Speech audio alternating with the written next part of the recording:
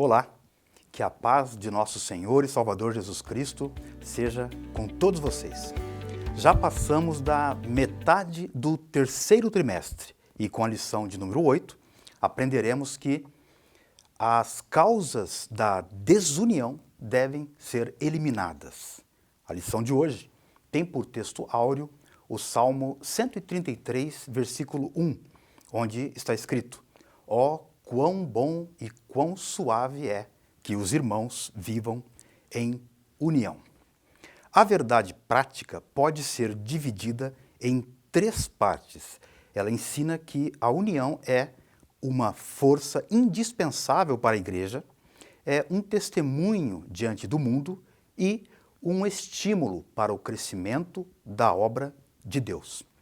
Nossa leitura bíblica em classe encontra-se em Neemias, capítulo 5, verso 1, seguido dos versículos 6 a 12. Leiamos o texto bíblico. Neemias, capítulo 5, versículo 1. Foi, porém, grande o clamor do povo e de suas mulheres contra os judeus, seus irmãos. Versículo 6.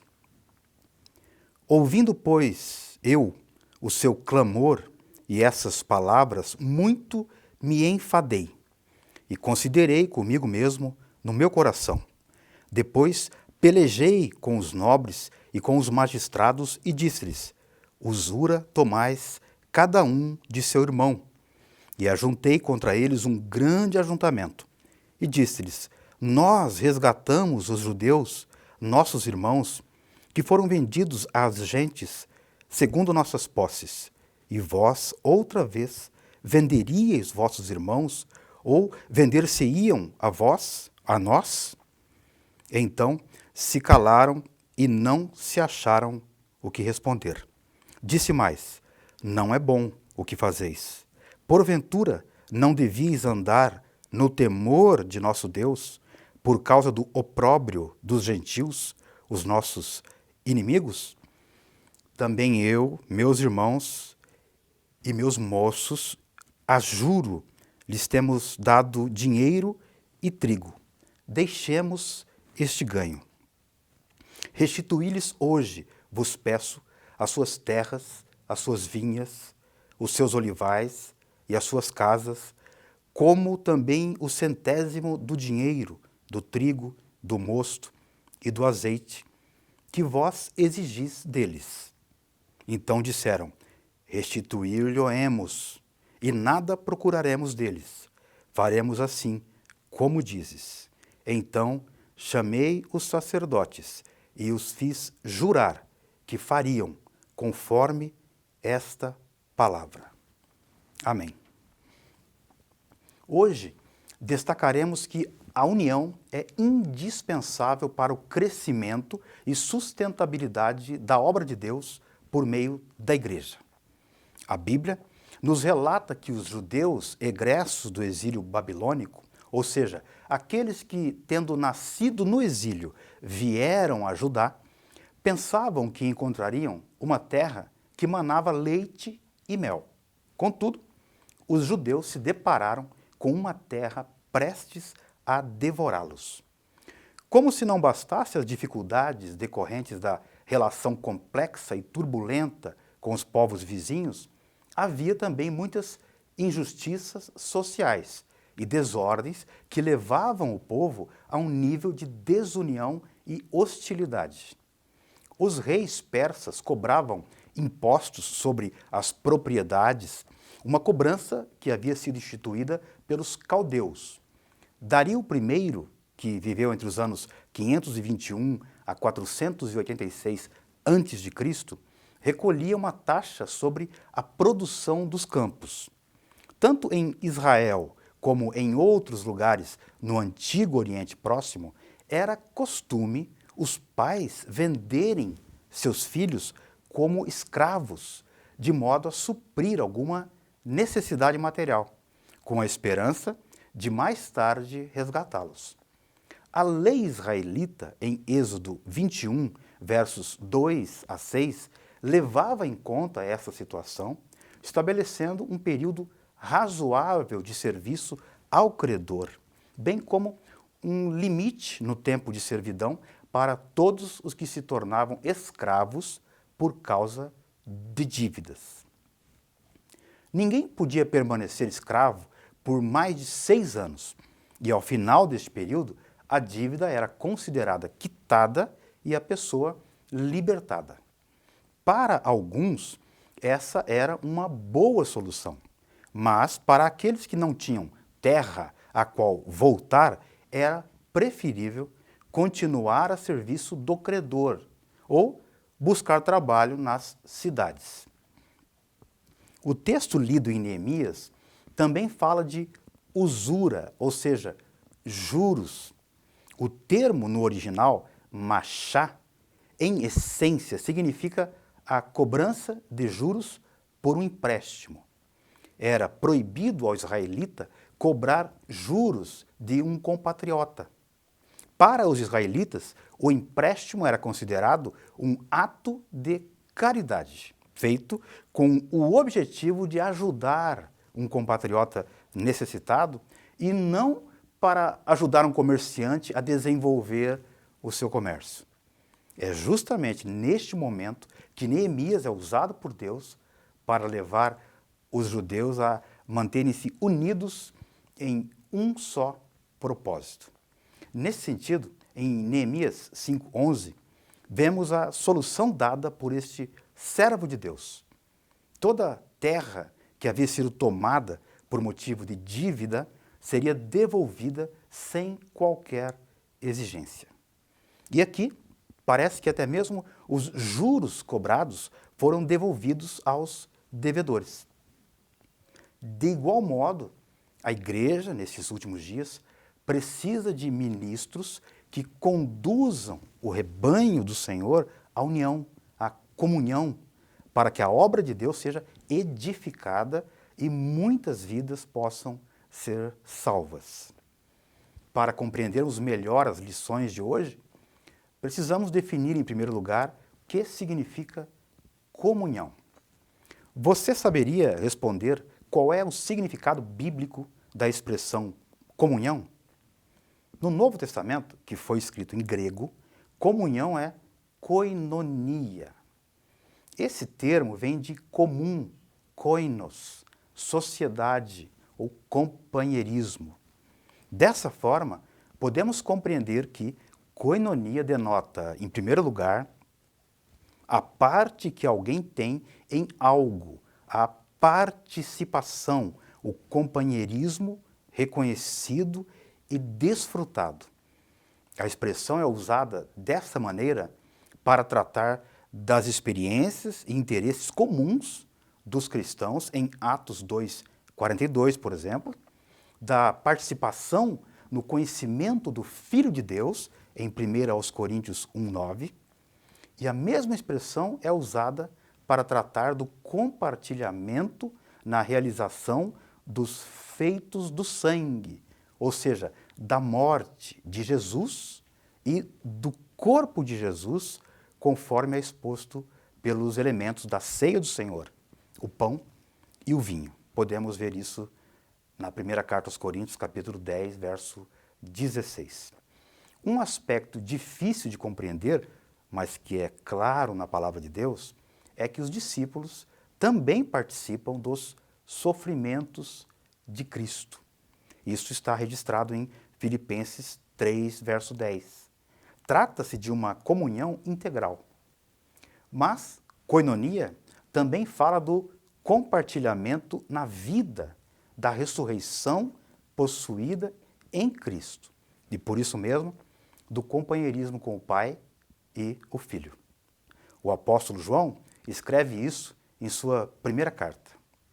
Em segundo lugar, koinonia denota o companheirismo manifesto em atos, os efeitos práticos do companheirismo com Deus, realizado pelo Espírito Santo na vida dos discípulos em resultado da fé e encontrando expressão no ministério em comum com os necessitados.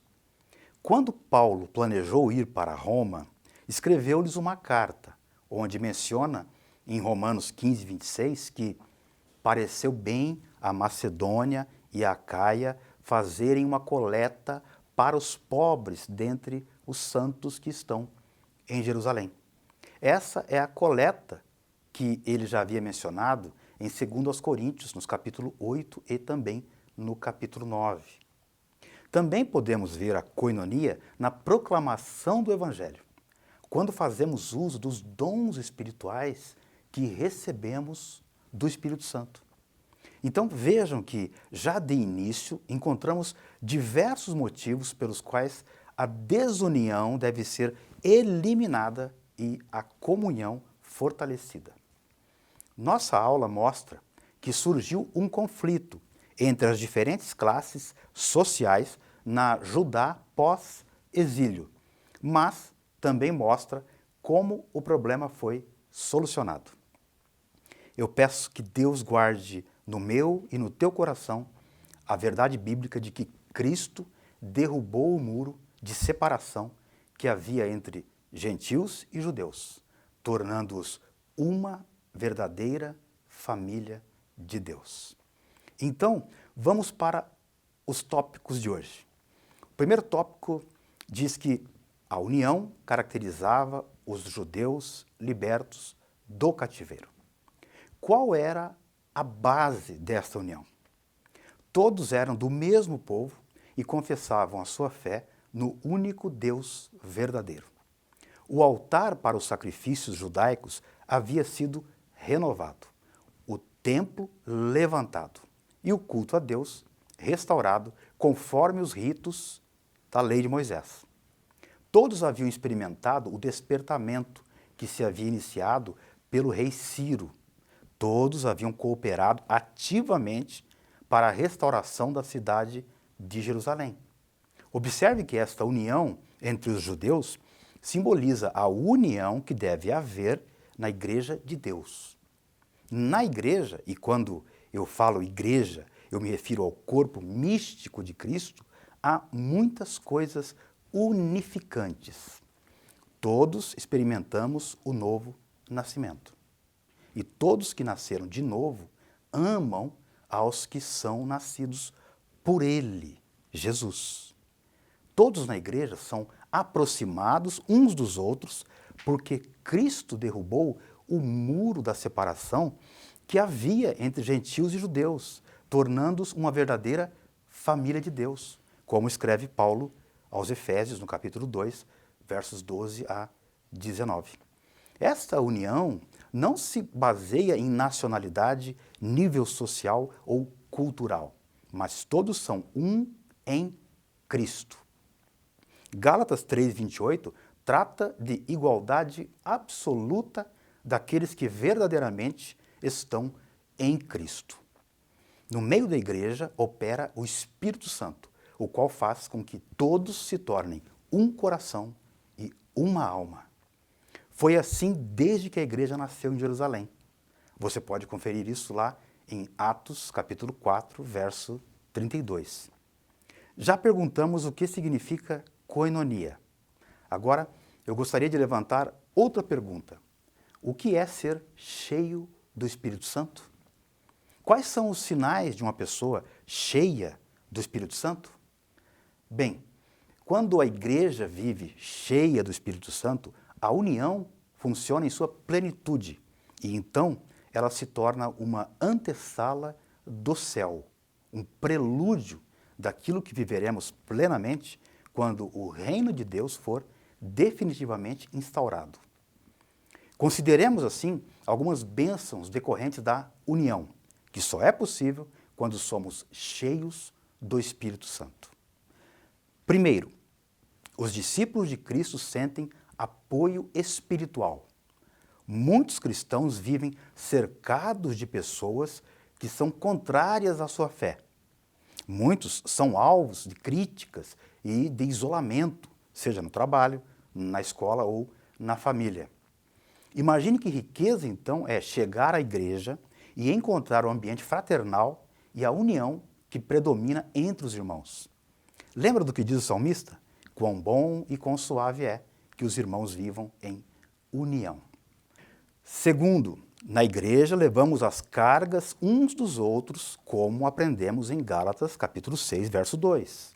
Se, por um lado, cada um de nós dará conta de si mesmo naquele dia, enquanto aqui estivermos, devemos lembrar que existem cargas em que podemos e devemos ajudar uns aos outros. Quando surpreendermos alguém em alguma falta, devemos conduzir esse irmão, essa irmã, em espírito de mansidão. Que bênção, na hora de aperto, saber que a igreja pode ajudar em oração, mas naquilo que está ao alcance de suas mãos também. A união nos faz fortes. Uma ovelha sozinha é facilmente arrebatada, mas quando está com o rebanho, é protegida. Uma igreja que vive em união tem um testemunho maravilhoso. Jesus disse em João 13, 35 e também em capítulo 17, versos 21 e 23, que através dessa união o mundo conheceria que ele foi enviado por Deus. Isso significa que, quando não somos unidos, nossas atitudes denunciam que não estamos unidos a Cristo. E aqui cabe mais uma reflexão individual. Será que eu, como membro do corpo místico de Cristo, a Igreja Universal, demonstro essa unidade ao mundo?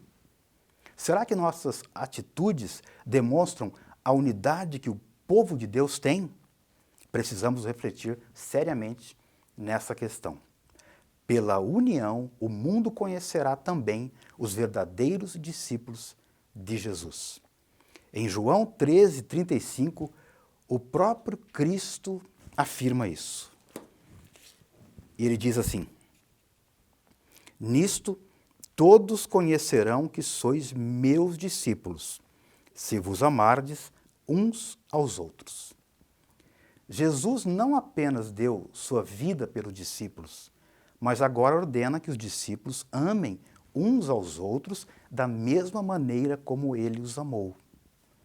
O amor é a verdadeira apologética final, a verdadeira defesa de nossa fé. O argumento decisivo, a maior evidência de que somos seus discípulos. O discípulo de Cristo é alguém que transforma suas palavras em ações e seu amor em serviço sacrificial ao próximo. Ao lermos os pais da igreja, encontramos um texto em Tertuliano que nos chama a atenção. Tertuliano escreveu que os pagãos diziam dos cristãos na sua época: vejam como eles se amam, como estão prontos a morrer uns pelos outros. E na oração sacerdotal, também no Evangelho segundo João, em 17, 21, Jesus afirma que ora para que todos sejam um, e ele diz: Pai, como tu estás em mim e eu em ti, que eles também estejam em nós, para que o mundo creia que tu me enviaste. O mundo perdido não é capaz de ver Deus, mas pode ver os discípulos de Cristo. Quando o mundo enxerga amor e harmonia entre nós, ele crê que Deus é amor. Quando enxerga ódio e divisão, ele rejeita a mensagem do Evangelho. Temos visto muito isso nos dias em que vivemos. É curioso observar que nosso Senhor não está dizendo que os dons espirituais, os milagres, a ortodoxia ou o conhecimento bíblico são marcas do verdadeiro discípulo. O discípulo de Cristo é conhecido pelo amor. E a Bíblia de Estudo Pentecostal, ao comentar esse trecho de João 13, 35, diz o seguinte: o amor deve ser a marca distintiva dos seguidores de Cristo. Este amor é, em suma, um amor abnegado e sacrificial, que visa ao bem do próximo. Por isso, o relacionamento entre os crentes deve ser caracterizado por uma solicitude dedicada e firme, que vise altruisticamente a promover o sumo bem uns dos outros. A melhor forma de o mundo ver que Jesus é o enviado de Deus é através da união entre os seus discípulos. Por isso a igreja é universal. Por isso não deve haver distinção ou divisão no seio da igreja do Deus vivo. A lição nos ensina que esta união é uma verdadeira força. Foi por causa da união que os judeus, numericamente inferiores aos seus inimigos, conseguiram construir o templo e também os muros da cidade. Esta união é também o segredo da vitória da igreja. Jesus disse: "Eu dei-lhes a glória que a mim me deste, para que sejam um." É desejo do Senhor que vivamos em união. Sejamos, pois, um. Assim como o Pai, o Filho e o Espírito Santo são um. Vamos em frente. Segundo tópico, a união entre os judeus estava ameaçada. Qual era a ameaça? Tratava-se de uma grande injustiça social. Abordamos isso na introdução da aula de hoje. Financeiramente, a vida dos que voltaram da Babilônia era bem difícil.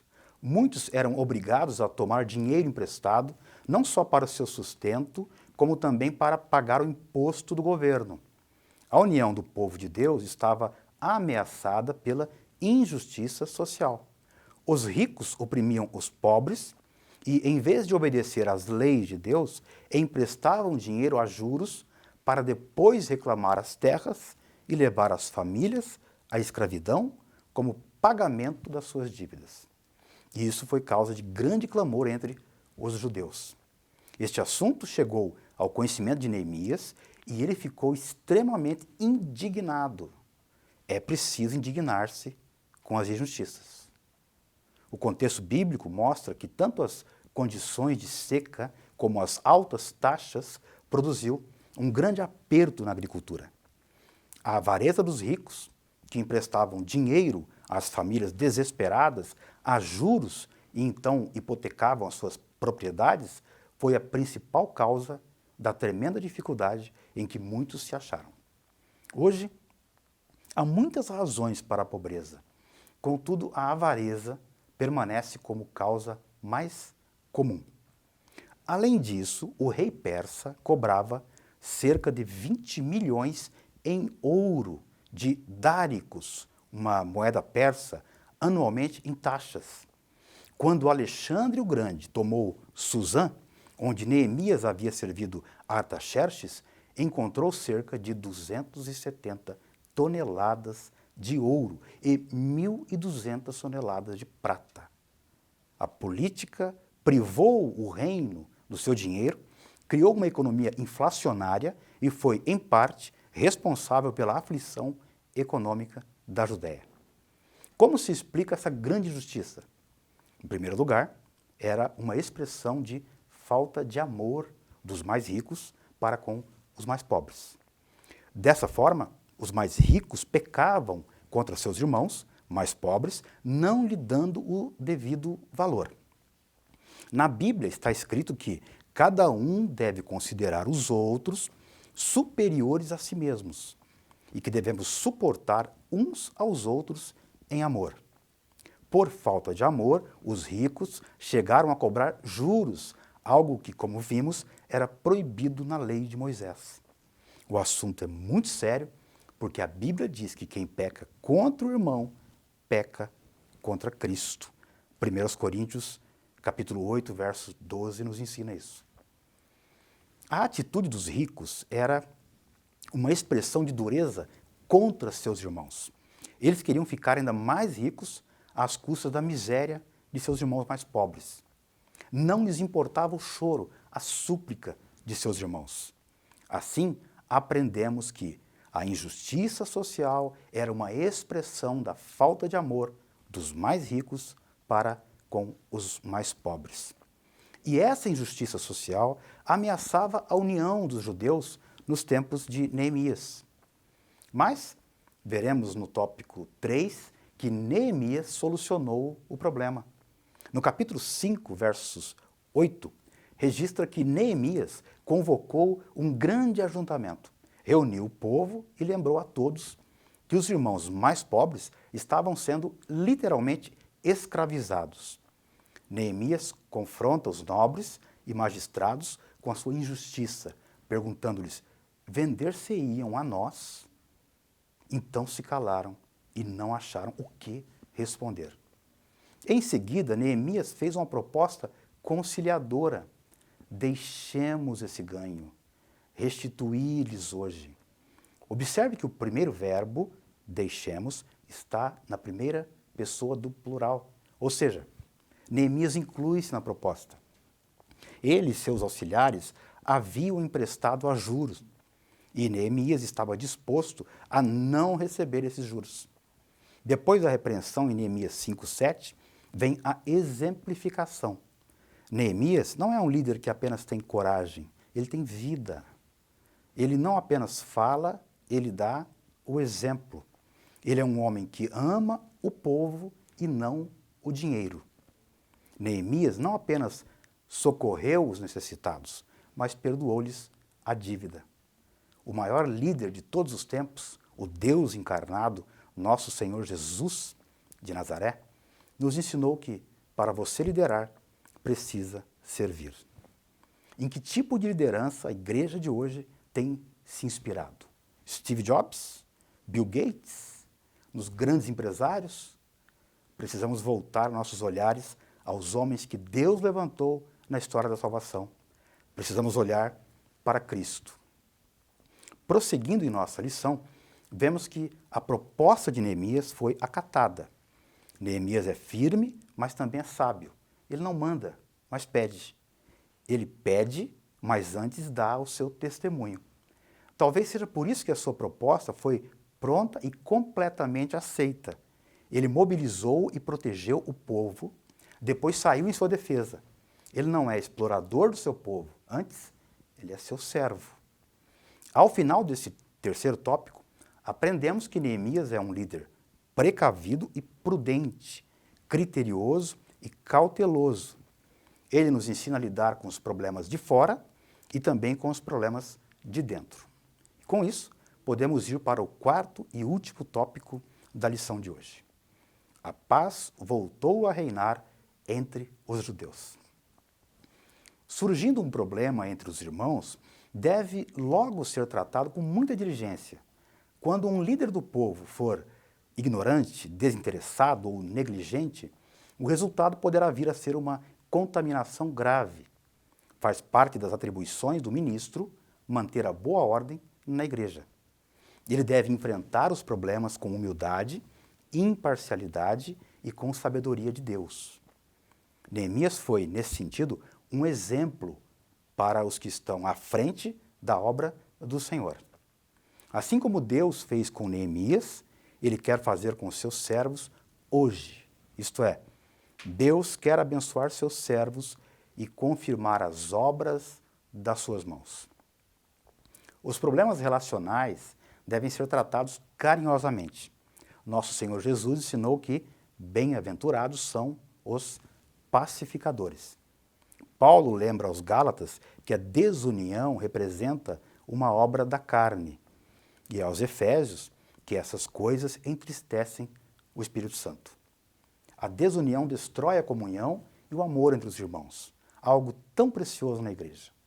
Andai em amor, como também Cristo vos amou, escreveu o apóstolo. A expressão como nos dá o modelo, o paradigma da conduta, do andar do discípulo. Os apóstolos aprenderam bem essa verdade. O apóstolo João, que durante o ministério terreno de Cristo foi chamado de filho do trovão, depois escreve em sua primeira carta: quem ama a Deus, ame também o seu irmão. O Senhor Jesus, como vimos anteriormente, orou para que todos sejam um, como tu, ó Pai, és em mim e eu em ti. Você já parou para refletir sobre a profundidade desse texto? Jesus está fazendo a oração sacerdotal e ele está pedindo a Deus que, no poder do Espírito Santo, todos sejamos um. Você está disposto a fazer a vontade de Cristo? Está disposto a contribuir para que a oração de Cristo se torne uma realidade? Para isso, devemos cultivar nosso testemunho diante do mundo.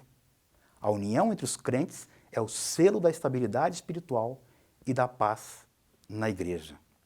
A união é o caminho para a comunhão e o amor. Ela engrandece a igreja e glorifica o nome de Deus. A união é uma grande força, é o poder que faz com que todos sejamos um só corpo, a igreja do Deus vivo. Para isso, aprendemos que a paz foi mantida porque Neemias enfrentou os problemas com humildade, imparcialidade e com sabedoria de Deus. Para terminar, vejamos quantas lições aprendemos hoje. O maior obstáculo à realização da missão que Cristo estabeleceu para nós é o pecado. Quando ignoramos as necessidades dos nossos irmãos, quando colocamos o dinheiro à frente do ministério, quando nos mostramos insensíveis ao sofrimento alheio, estamos roubando dos nossos irmãos e irmãs o amor que pode atender às suas necessidades e levar o corpo de Cristo à unidade. Quando nos purificamos do pecado e praticamos o amor cristão dentro da nossa congregação, a igreja estará melhor preparada, mais capacitada para a sua missão. Hoje, aprendemos também sobre a importância do trabalho em equipe. Neemias não era um adepto do ministério de um homem só. Ele sabia da importância de conseguir que todos se envolvessem no trabalho e se sentissem parte da equipe. O trabalho em equipe garante que todos juntos conseguem mais. É preciso admitir que essa desunião é obra da carne. A desunião expulsa as bênçãos da igreja e impede o crescimento. A união é o caminho para a comunhão e o amor que engrandece e fortalece a igreja. Sempre que somos crentes, cheios do Espírito Santo, nossa marca é o selo da estabilidade espiritual e da paz na igreja. Durante o tempo em que a igreja vive aqui neste mundo, sempre corremos o risco de cair no pecado da injustiça social, que ameaça a comunhão da igreja. O apóstolo Paulo deixou registrado que tudo que foi escrito para nosso ensino foi escrito. Assim, a união entre os judeus que retornaram do cativeiro serve de modelo para a união que deve haver entre os discípulos do Senhor Jesus. E por fim, em Efésios 4, 1 a 16, podemos aprender que o Espírito Santo opera a união perfeita. Assim, nosso desejo é que, no poder do Espírito Santo de Deus, sejamos uma igreja cada dia mais unida em amor, cada dia mais forte, exalando o bom perfume de Cristo. Que Deus lhe proteja, que Deus lhe abençoe e até o próximo encontro, se Deus permitir.